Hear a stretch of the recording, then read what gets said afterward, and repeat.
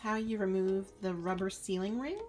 It's very important to remove it before you use it the first time and wash it, and to wash it in between uses, especially if you are cooking things that are spicy or have meat or some sort of like chicken.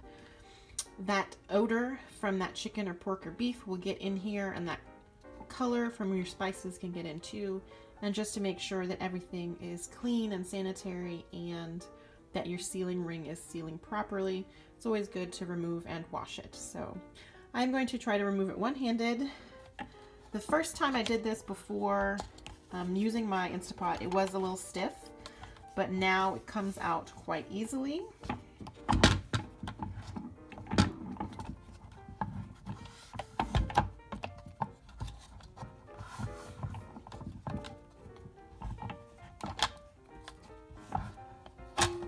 And there you go, it is all out, and you can see it just has a little groove in the middle, and that's what this little ring fits into.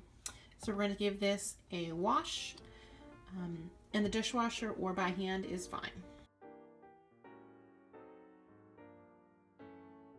So I'm going to attempt to get the ring back in one-handed because I don't have my tripod with me.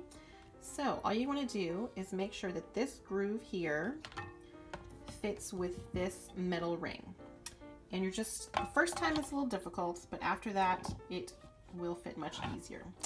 So you're just going to kind of push it down all the way around.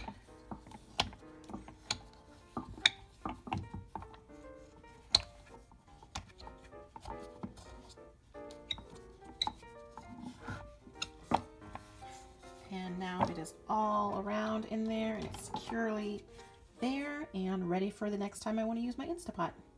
So as always, thank you for watching, and don't forget to like, comment, or subscribe.